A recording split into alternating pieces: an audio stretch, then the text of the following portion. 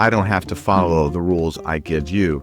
That doesn't work. You're not going to get people who are engaged and want to see whatever you're doing succeed, because to them it's become much more transactional. Welcome to Conversations That Grow, the show where we explore how the right conversations can shape our business, leadership, and even the way we see the world. I'm Sadaf Bainan, and today I'm joined by Mike Schentrup. Mike is a retired police captain who spent 25 years at the Gainesville Police Department, leading major case investigations and building leadership experience across a wide range of communities and challenges. After retiring, he launched Advanced Police Concepts, a training company that now serves agencies across the country. Mike's journey from law enforcement to entrepreneurship is packed with lessons about leadership, influence, and the power of meaningful conversations. It's great to have you on the show, Mike. Thanks for being here. Yeah, I'm glad. I'm glad I could be here, and I'm excited. I think this is really neat. Thank you. Mike, can you think of a conversation you had maybe during your time in law enforcement or building your business that really shifted the way you think about leadership? I think I had a pretty long career in law enforcement, 25 years, and I had numerous mentors over that time that really guided me. And when I say mentors, to me, a mentor is as much the conversation as it is much the modeling, right? How are you modeling behavior? If I'm looking up to you, I want to look up to somebody who is demonstrating and being the person that I maybe would aspire to be at some point in my career.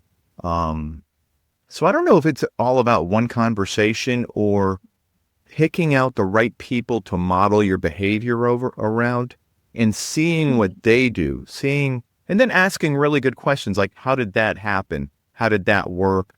And then sometimes they have those tough conversations with you regarding how you're performing, your personal behavior. Maybe you disappointed them just a little bit, right? And that's the last thing you want to do to somebody you look up to, is disappoint them. So I don't know if it's one conversation in my mind or just a series of people, and I can count them on one hand, who just demonstrated behavior that I admire, and I wanted to be more like that person. And hopefully, and as you get older and your career moves forward, there's people to aspire to be what you're modeling now. So, and I think that happened towards the end of my career. And I had some people, and tell me as far as the mentoring and stuff. So that's really a great shift in your life to where you see yourself as the mentee. And then as you move forward, hopefully you can become that mentor and model the behavior that other people now are aspiring to. Thank you, Mike. I really love what you said there. I think you're right that actually sometimes the modeling part is even more important than the conversation itself, because it's practicing what you preach, right? Yeah, I mean, you can't, that's the worst. If you, from a leadership standpoint, right, if you're a person who runs a business, being a hypocrite is by far the worst thing you can be called, or that's a demonstration of your behavior, whatever that thing is, right? Where you're telling people to do one thing, but you're doing something, you're not modeling whatever that behavior is just because you're the boss. I don't have to follow the rules I give you. That doesn't work. It does work. You still have authority over other people, but you're not going to get people who are really engaged and want to see whatever you're doing succeed, because to them it's become much more transactional. You want to have a experience where people are not only engaged but inspired, right? And they don't want to let you down because they see how hard you're working and you're demonstrating everything that you're telling them to do.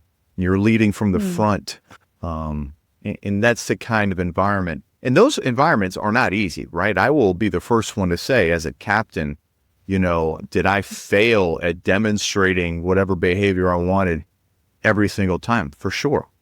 Right? Did I sneak out early when I know I shouldn't have? Yes. Right.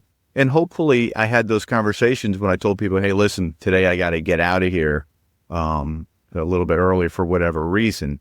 So we have those things that occur, but that the trust level is destroyed when you don't do what you say, right? When you either don't follow through on your own personal commitments or you don't demonstrate the behavior you're asking others to perform. Yeah, it's very much about living the leadership rather than just commanding, isn't it? I mean, leadership really is, we talk about it in this idea of like in a leadership role, like something you're designated, but all the behaviors that come from being a great leader are the same behaviors that just come from being a really good human being and a good father, a good friend, good husband. All those same things apply. And it's a funny story because I really started diving into leadership and self-help books probably when I was in my early 30s, maybe, probably about 32, 33. And then I started talking it, and you're talking to other people about it, and you're starting to learn, and you're trying to get better. Then you make a mistake. You're like, I could have done that better, and this is why.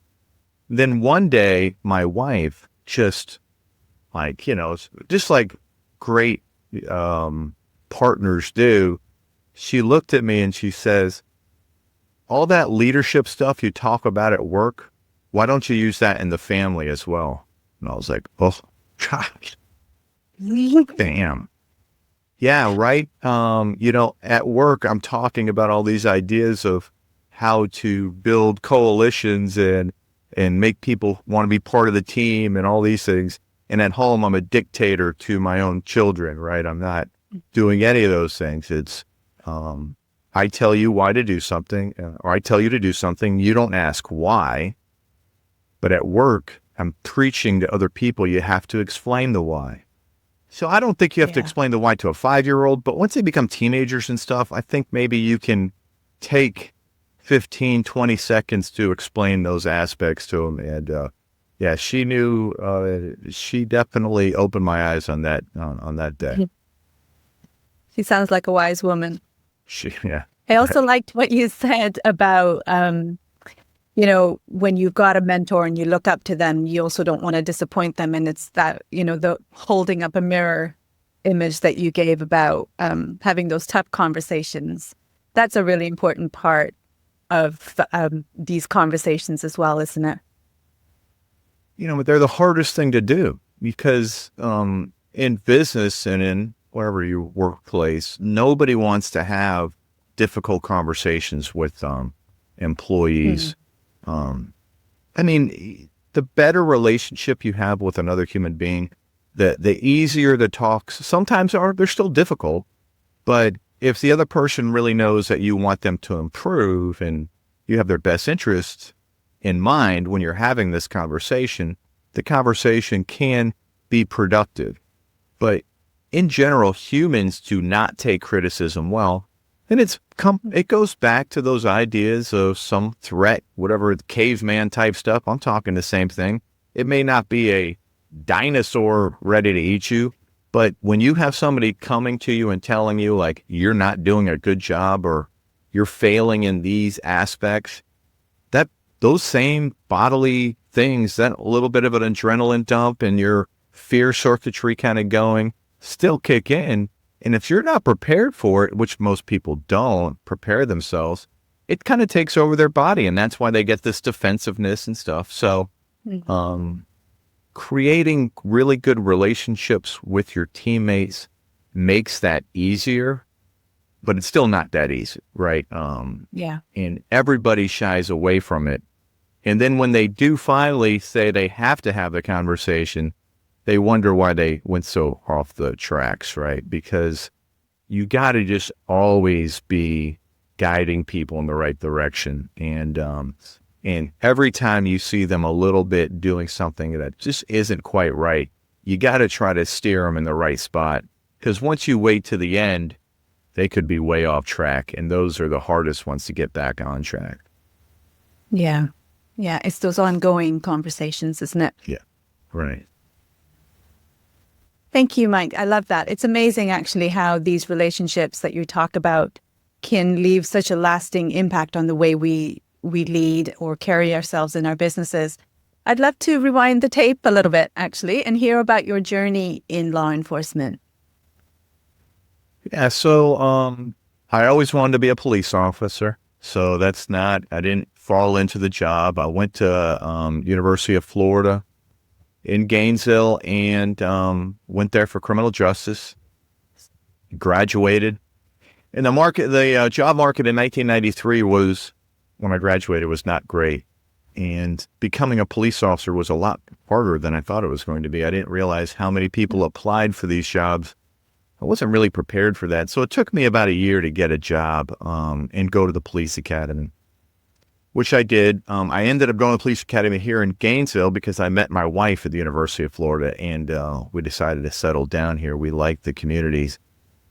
And that's it. I got hired after that by the Gainesville, Florida Police Department. It's the only place I've ever worked. And just like anybody else, you start in a patrol function and you work as a patrol officer. And I liked working night shift. Ultimately, I was lucky enough to get on the SWAT team and be a field training officer. So all those things were really building blocks for me of how I wanted my career to go. I got lucky after about 6 years, and I went to become a major case investigator, which was really turned out to be the love of my career, was investigations. I didn't really know that until I got there, and I didn't realize what I was missing, and I absolutely loved it. I loved the game of chasing bad guys and putting pieces together and, breadcrumbs, chasing the trail of where they may be hiding or what they may have been doing. And I loved interviewing, and I loved interrogating suspects. And I did that for almost 7 years until I got promoted. So, in most law enforcement in the United States, once you get promoted to like a supervisor level, they want you to go back into the patrol environment, which I did, but not very long. They asked me to start Gainesville's first gang unit, which I did. And that's when I really fell in love with small team dynamics. The first team I had, I didn't get to pick, but the second team, we created a special operations unit. I got to pick everybody. And at that point, I'm like, this is the best ever. Like, I get to pick my own team. And I learned then is that I don't need somebody who's really, really smart. I need somebody who's really, really motivated, has a great work ethic, and wants to go out and get better and do work and learn. And then I could coach them, right? So that's what I drafted. I drafted coachable people who were highly motivated, and really what we did is we liked to go out there and work every day. And that was probably one of the best times of my career, because I could mold the leadership aspect with the mentoring and the coaching and seeing the development of these young investigators getting better. And most all of them, the team lasted, I got promoted to a lieutenant after about 6 months. And I think part of it's a tribute to the huge success that team was. But all those folks turned out to be really good investigators down the road. So it was great seeing in the beginning of their career, learning how to do things and talk to people and chase that trail of breadcrumbs and some of the things like that. So small team supervision or working in a small unit where there's a lot of cohesion is super rewarding. I got promoted to lieutenant, went back to patrol as a shift commander. Probably supervised about 25 people at that point. And I did that for about a year and a half until I got promoted to criminal investigations commander, which was, again, I loved investigations. Now getting to be the boss and take all those things I learned, coaching, mentoring, improving, developing teams, knowing what to recruit, knowing what teammates to add. That was awesome. That was an awesome moment for me.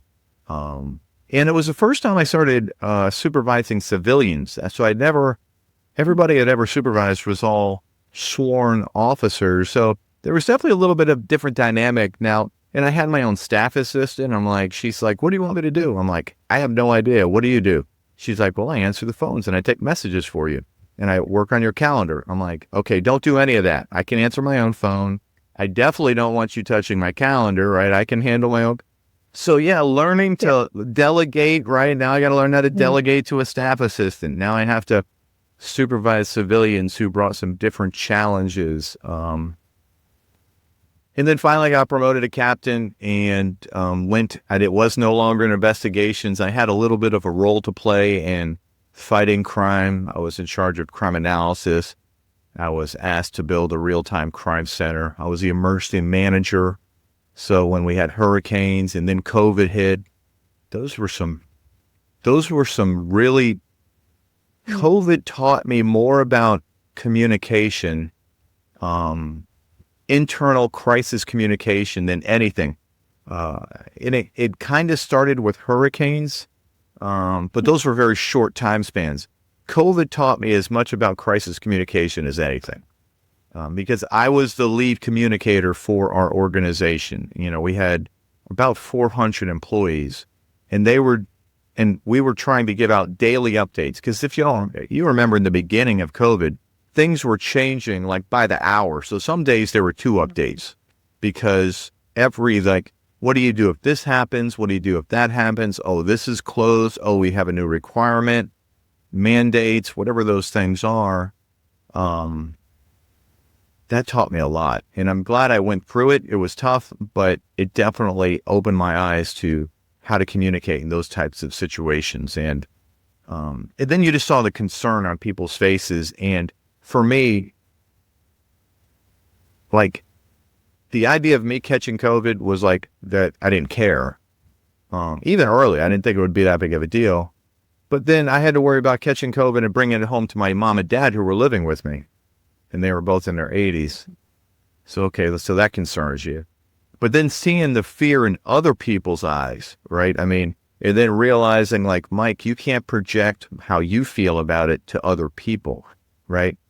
This person is like freaking out that they may have been exposed. I'm talking about early on when they thought if you're in the same, vicinity, 100 yards of somebody of COVID, you may catch it, right?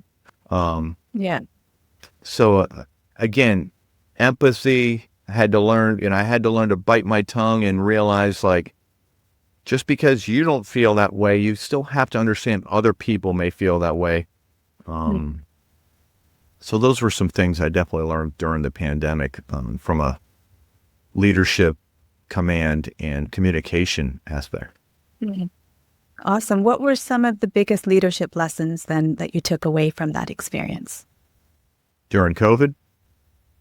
Well, I guess in your journey in the police department, you were building and leading teams. You were talking about crisis communication, but there was a lot there that. Yeah. Oh, I mean, just in some of these, I teach in my classes, so that's why they probably pop into my mind really quickly. One thing I would say is, as a boss, you're going to run into a situation where somebody really makes you mad, right? I mean, they are going to have done something that you say to yourself, I cannot believe they did this again, right?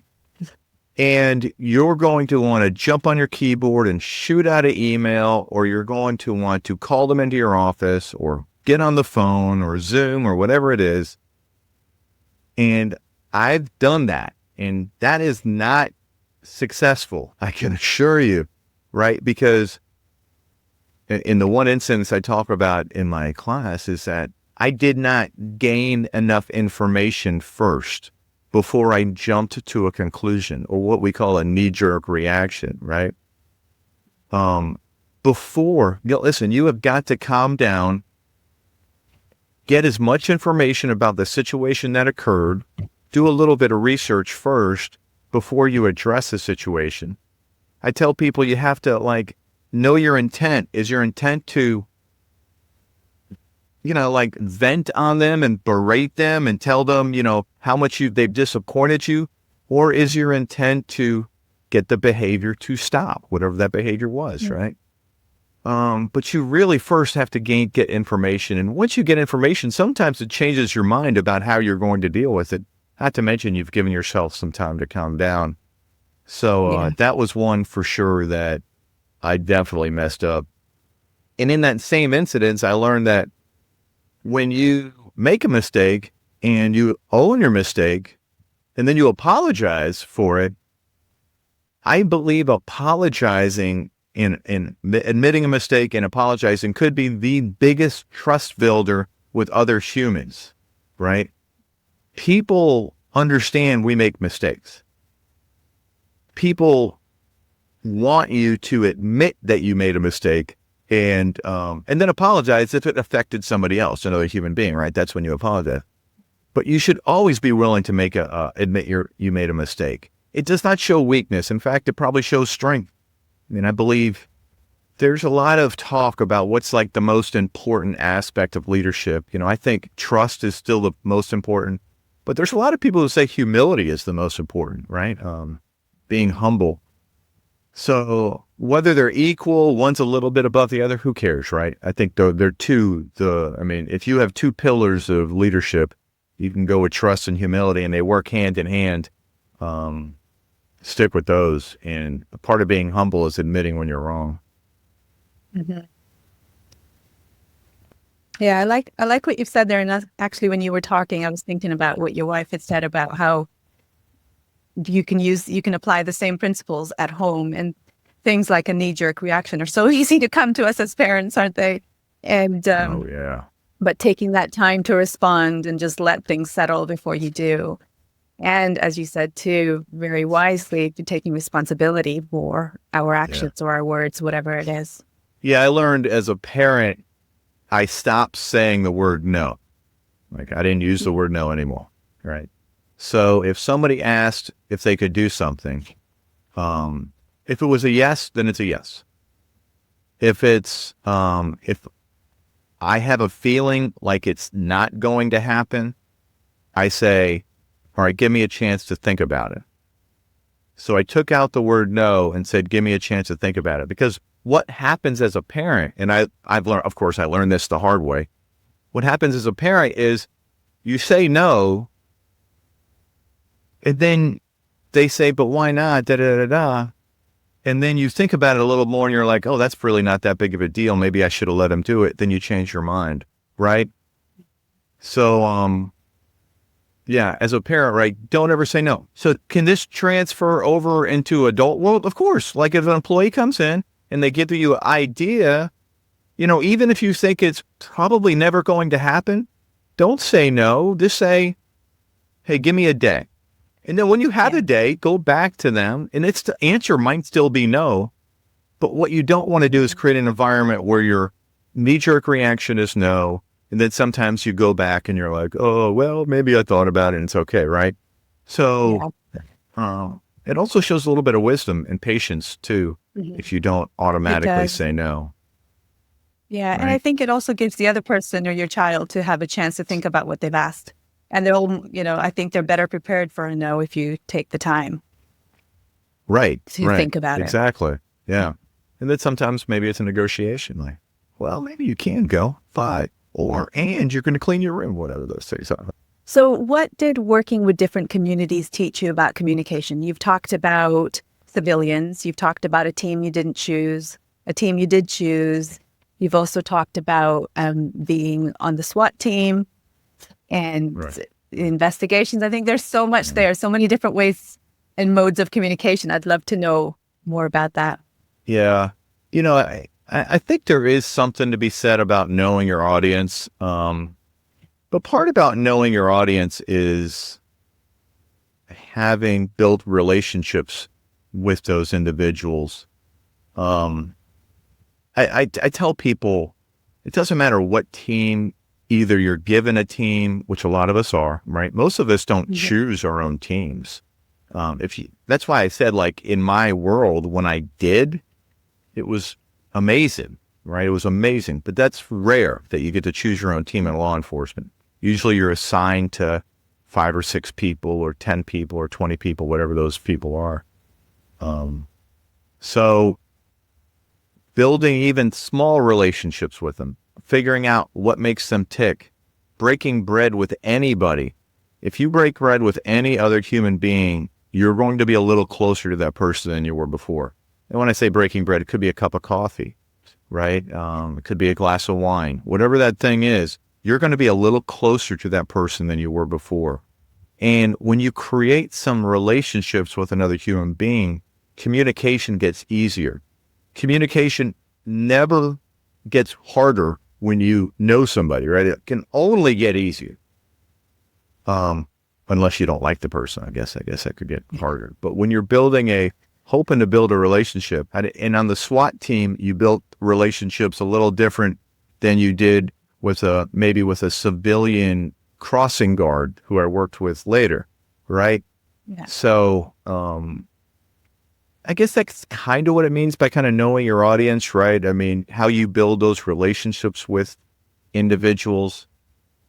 So anytime you communicate, and I've learned this over the years too, because it affects you as the receiver, but it also affects you as the person who has the communication, is that I don't care if you're in an interrogation room, if you're interviewing a victim of sexual assault, or if you're talking to an employee about a performance issue.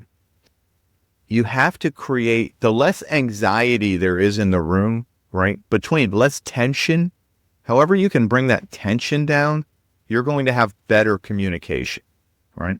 From a boss-employee perspective, that starts with the relationship, but then it also starts with you examining your intent, like I talked about before, and figuring out, are you doing this because you're mad, or are you doing this because you want to help somebody? Because then you can explain it. Like, listen, I don't think this is that big of a deal, but we need to address this because we have an issue. And then I think we're going to move forward really well after this. So anytime you can bring the tension down between two people, you're going to have better communication. Because in a high stress environment, we know our brains start shutting down this part, right? This hearing part. And we're start thinking, things are going through our mind. We start wondering, like, what is the ulterior motive of this person talking to me? Yeah. I don't really trust this person, right? Why are they asking me this question? And it wasn't until later, but now I have looked back at some of the people I was having conversations with, and I'm like, they look just like a blank stare at me, and I'm thinking to myself, oh, they're probably listening to me. I must be doing a great job. And then, years later, I look back and I'm like, I don't think they were listening to me at all. In fact, I think they were cussing me out in their brain the entire time we were having this conversation. That I thought, and listen, it's not even a conversation. I tell people, if you're not going back and forth, that's called a speech. You're giving a person a speech. And that's not effective communication. So it's the hardest thing to teach. It's the hardest thing to learn. And you can only do it. I mean, some people are natural though, right? Some people are natural communicators. I think that starts with empathy. I think that starts with listening, right? But most of us aren't. It's really something you have to really try to work at. So, and I was one of those people. I'm probably not great at it. Well, it kind of goes back to what you were saying at the beginning. It's modeling a certain type of behavior. And if you can lean on those people who model great communication skills, you can learn from that. And actually that says probably more than the amount of words they could use to teach it. Yep, that is for sure. But I mean, again, like anybody else, it's if you want to learn, right? Most people have no desire. They say they want growth, but they do nothing for growth, right? They watch Netflix and listen to their Spotify music channel or comedians or whatever. And I don't blame them. I want people to be happy. But growth really comes from doing things that make you uncomfortable. And and then, looking at somebody else's and what they're modeling and saying to yourself, that's what I want to do, right? Whatever this person is doing. So now I got to go back to my house, look at myself in the mirror and say, Why aren't you doing what this person's doing? And how do I get to that point? Right. Yeah. But most people don't And want to being do honest that. with yourself. Yeah. I mean, Stephen Covey, he wrote the great book, 7 Habits of Highly Effective People, which is to me still the most important book anybody can read. And he says, the hardest person to lead is yourself. Right. And the reason he says that is because we don't really hold ourselves accountable, even though we say we do, right? We don't. We give ourselves justifications for our behavior 1,000 times every day. Thousands, right? And if you ever just listen to your brain, be like, I should have done this. Oh, well, you couldn't do that because you had to do this. And really, you were really tired and you didn't get a lot of sleep last night. We give ourselves so many excuses. Right. But we say we don't, which is like a double-edged sword. We say we hold ourselves accountable, but we do not. Right. I think some people do better than others, but most people, even me, I mean, I'm like, I don't want to say I'm a lack of accountability because I know what I've done and I know when I'm justifying my behavior, but I still do it. So the hardest person to lead is you because we don't hold ourselves accountable, but we want to hold other people accountable for their behavior. Yeah. And again, most important book anybody can read. It's like half self-help, half leadership, and I don't care if it's 40 years old, it's still a great book. Yeah, the principles are still true. No, that's good.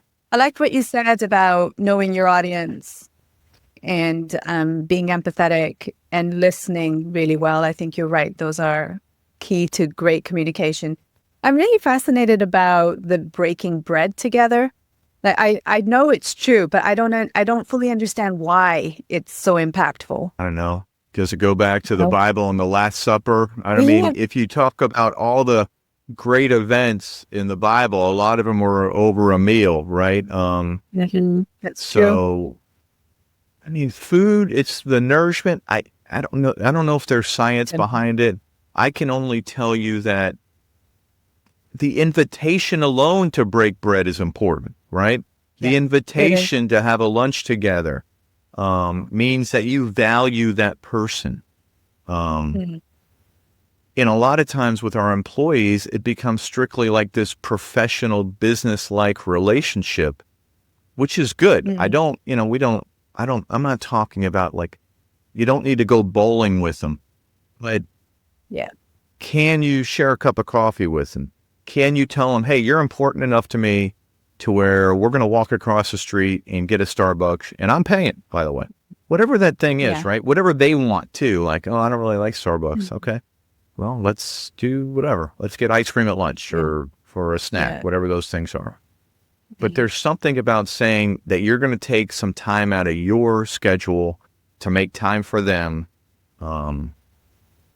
But it's really like the best way to say thank you. It's just it's so valuable. Yeah, no, I hear you. Mike, listening to you speak, it's clear that those years gave you such a deep understanding of people and leadership. And I know at some point you decided to make a leap into entrepreneurship. So I'd love for you to tell us about that shift. So, it was probably about 2016. I was thinking about getting into more teaching advanced subjects. And I started kind of researching it a little bit. I was talking to some other trainers, and they said, Mike, the first thing you have to do is start a LLC, a limited liability company, corporation, and that's the first step. So I'm like, do a little research, figure out how to do that. It's not that complicated. I'm like, okay, now all the business is just going to come flooding in because everybody wants to come see me. Well, that didn't happen, right? Of course it doesn't. And so then I had to figure out, okay, I have an LLC. I have one person paid me to come teach. Now let me see, how do I build this thing out? And it was just, I tell people, in fact, I did a LinkedIn post one time about 1 hour a day. People want to say like, oh, I don't know how to get started. Well, I got started 1 hour a day, right? I went to work. I went and coached my kids, like practices, or went to their games. And then I got back to the house usually about 8:30. And then from 8:30 to 9:30, I was on my laptop, just randomly emailing people, researching Facebook posts, whatever it was. everybody I could just try to think of who to communicate with, who could maybe give me another job. And that was my commitment to myself, January 1, 2017.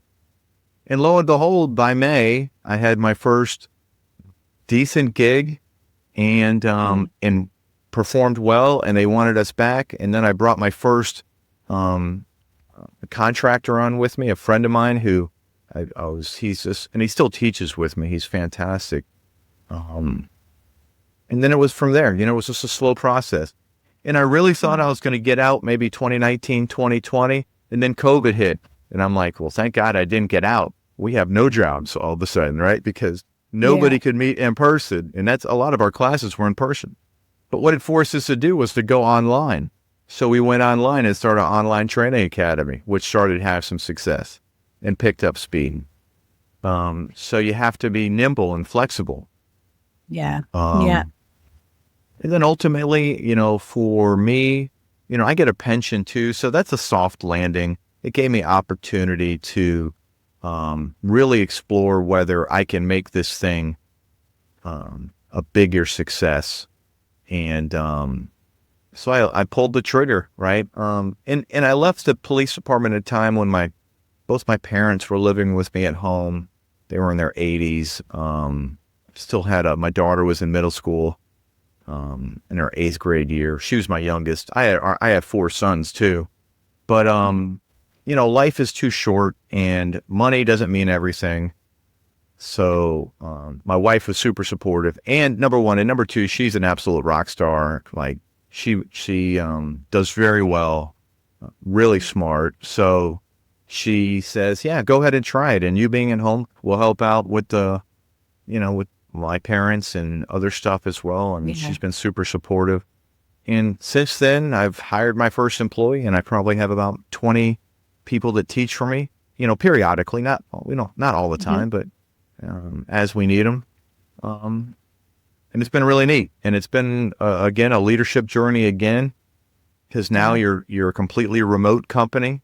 I mean, I have no headquarters, and you're trying to interview people to trust with your brand, who want to teach for you. And they randomly just email you and say, hey, I want to teach for you. And you're like, okay, how do I know? How do I figure it out? How do I, and so recruiting new talent has become, it's tough, right? You just don't know how people are going to perform. And then you have some contractors who they go places and they just knock it out of the park. And then you have other contractors who go places and the reviews come back and they're like, eh. So you have to deal with that too. So it's a different experience than before, right? Yeah. But I wouldn't trade it for the world, because the business aspect to me really was an amazing journey. Just learning all these things about business and how to run a business and balance sheets and QuickBooks and everything else that goes into running a business, and how to do it well and how to market successfully and search engine optimization and just all these things that you had no idea about that. And then you have to figure out, is this worth me trying to learn myself, or do I hire somebody to do this? It's been a journey for sure. Yeah, it sounds incredible. It really does. And I'm certain that there was a series of conversations that helped shape and grow your business. But I'm curious, was there a mindset shift for you about influence when moving into your entrepreneurial role? I mean, tell me more about what you mean by influence. What are your, I want to make sure I answer the question the right way. No, that's fine. I think, when I talk about influence, I think as leaders, where our leadership extends to any area where we have influence. I don't think it's just because you're at the top, you're a leader. I think you can have influence at home, as your wife said, or, even if you're coaching or wherever it is. I think we have a level of influence.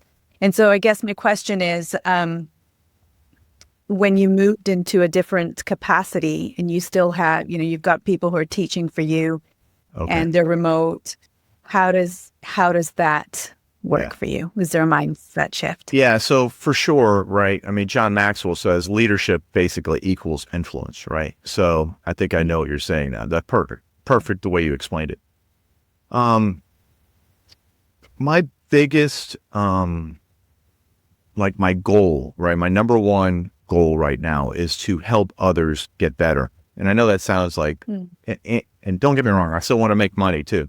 But, right, when I'm giving some people an opportunity to travel and teach and make decent money. I mean, I tell people, don't come teach for me if you think you're going to get rich.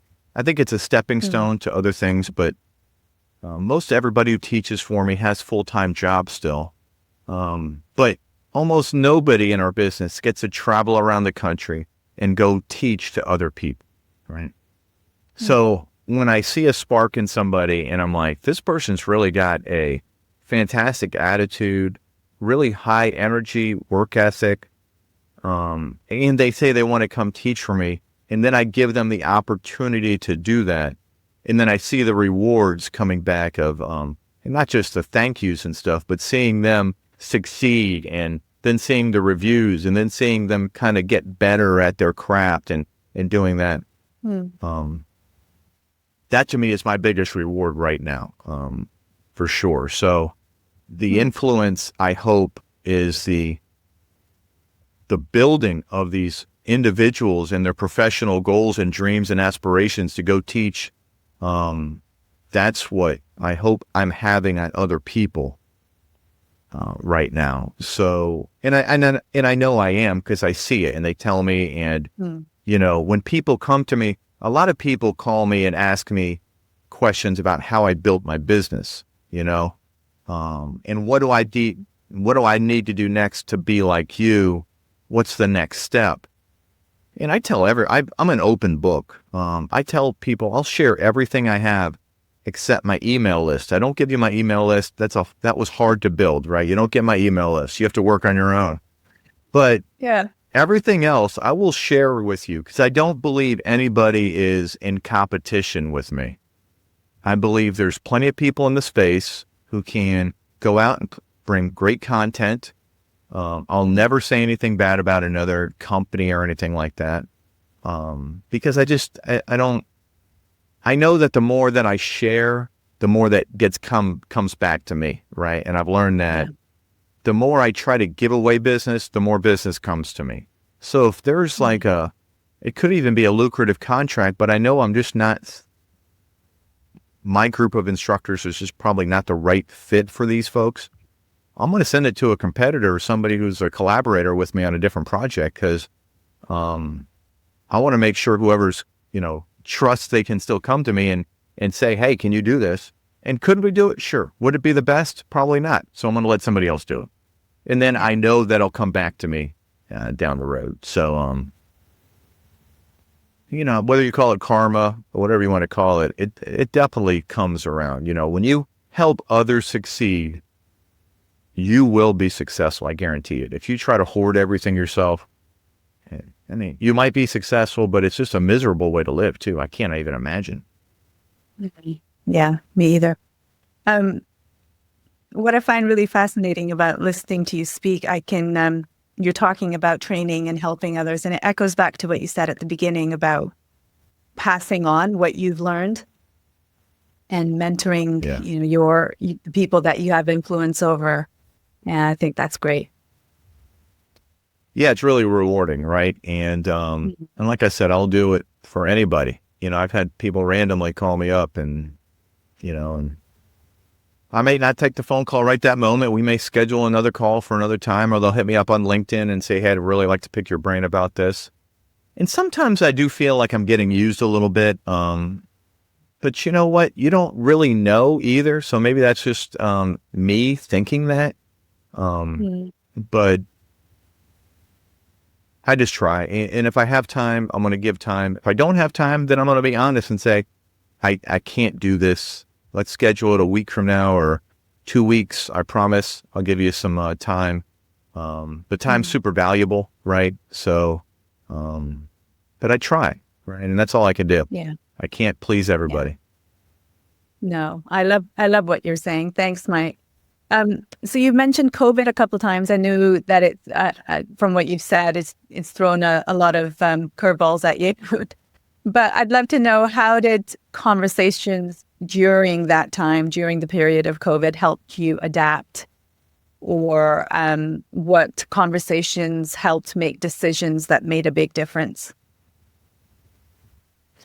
The things that pop to mind as much as anything else was early on, and just that there was so much fear with COVID.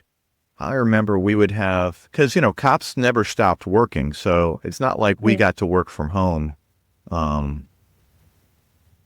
Most of us went in. I think there were probably some people in my agency who were administrators or something and worked from home, but I went into work every day. But again, I worked mostly from the office.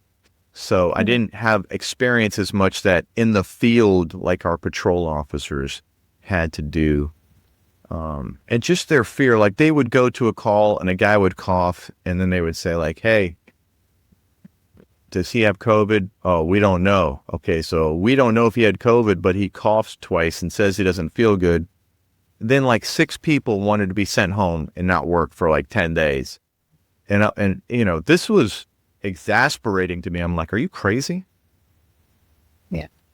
But again, I had to calm myself down and try to look at it through their lens. The fear that everybody had, right, early on was very high. And whether I experienced that same fear as they did, that's 2 different things. I ultimately got exposed. I don't remember how. But, again, I told you my parents were living with me. Luckily, we have a big enough house to where I was able to isolate myself in my bedroom. And they basically stayed mostly in their area of the house. So, but we had to be careful. So there's always that fear that you would give it to your parents as well. And there was just a lot of, somebody wanted to do it this way. So again, when you're in a crisis situation, communication and information is important. So I made it my goal to send out at least 1 email to everybody every single day, updating them and keeping them informed, right? And then I was their conduit. Hey, Mike, what about this? So then if they sent me an email back saying, I really think we should do this, or can we do this, or can't, whatever, I would then be the conduit to the command staff and my bosses of how maybe we can improve response. And sometimes the recommendations were great. And then sometimes they were like, well, I don't know that we could do that. But I tried to at least communicate with everybody once a day. And there were a lot of people who said, Mike, I really appreciate what you did because, everybody was so scared, but at least we knew at least once a day somebody was going to try to provide us information. And then maybe twice a day with an update in the afternoon. So from that crisis communication aspect, that carried over when I worked hurricanes at that point too, is that I would start a week out sending email updates, and as it's progressing, getting closer, multiple emails a day, tracking, letting them know where it's going to be, what our response is, how we're working on it. And getting that information out to everybody really seemed to make a little bit of a difference for a lot of people. Yeah, I can imagine. I think you're totally right. Fear was such a driving force for many people. And I can see how those, just daily pieces of information would make such a difference, because it manages expectations and it helps people know where they stand or what's going on, rather than feeling like they've just, everyone's gone. And it also at least lets everybody know that the command staff is thinking about these things, right? So they're at least they're having constant conversations. And so it also tells them that, hey, they are working on whatever issue it is. And sometimes the email might say, hey, we've recognized we have an issue here. We're working on it. Give us a day or two. And that could be part of it too, right? we're telling you, we don't know the answer yet. We're trying to figure this out. And early on, that was a lot of it. There was a lot of questions. So, but sometimes it's like we're working on this issue. Yeah, I think that's fantastic leadership. I really do. Mike, as you look ahead, what's next for you in Advanced Police Concepts? Where are you heading? Yeah, so I mean, the next big phase for me is where I started another small company called Anytime Police Training, which is going to be a third-party website hosting platform where we're going to host other trainers on their online content. We're just going to be the hosting aspect. And we've already moved some of our Advanced Police Concept stuff to that website. They're going to be like sister companies, I guess, brother, sister companies, whatever. So there'll be a lot of collaboration between the two. So now my next project is I'm hiring somebody to start filming content because I ran into a roadblock. Here we go in roadblocks, right? I started the company thinking I'm giving people an avenue to put an online class out there that's going to be on demand, asynchronous. This is like writing a book. You write a book, and then you start selling it. It's passive income. You don't have to do anything again. Well, same thing here. You put an online class together, it's passive income. Everybody's going to want to do this. Well, nobody's done. Because the filming, the editing, that's hard, right? Yeah. So now I have to work on, I'm going to have to figure out a little studio area and figure out some filming, and I'm working on it. And I think that's the next phase, is now bringing these great instructors in, helping them develop their own content and start building out that online platform. But we have 3 classes right now. I want to have like 20. I want to have 10 by the end of the year. So I got my work cut out for me. And we'll see how it goes, but that's the next project for sure. That's awesome. It sounds incredible. I love how you're just carrying on, pushing forward to the next thing and learning as you go. That's good. Lots of mistakes. Mike, that's how we learn, right? Mike, this has been really great. Thank you so much for sharing your story and giving us a real inside look at how leadership, communication can drive our businesses forward. Thank you. It was a great time, and I appreciate being invited, and I hope, moving forward, I love what you're doing here, and I hope you keep doing it and having these great conversations with other industry leaders, I guess, or I'm not sure I'm a leader, but whatever I am, a human, other people. Yes, you are. Awesome. Mike, before we wrap up, though, where can our listeners connect with you and learn more about Advanced Police Concepts? Well, everybody can connect with me on LinkedIn, Mike Schentrup. I guess you might see it if you're MikeSchentrup. I'm the only one there, so it's not hard to find, right? I'd love to connect with anybody on LinkedIn. For the company, it's Advanced Police Concepts, all one word, advancedpoliceconcepts.com. And then you can connect to me through the website as well. But 2 great ways for me to connect. We're on all social medias too. We're on Facebook, Instagram, LinkedIn. So that's another thing, right? Learning all those, how to do that stuff too is just part of the process, right? The social media aspect. Yeah, for sure. Thank you very much, Mike. And for those tuning in, thank you for joining us. You'll find all the links and details for Mike in the description. And if you're someone who's been thinking about growing your business through conversations on a podcast, but don't have the time to manage all the moving parts, we can help you with that through PodJunction, which is our done-for-you podcasting service. And if that sounds like something you've been thinking about, head over to podjunction.com and feel free to book a discovery call with me or reach out to me on LinkedIn. So from Mike and from me, thanks for listening, and I'll see you next time.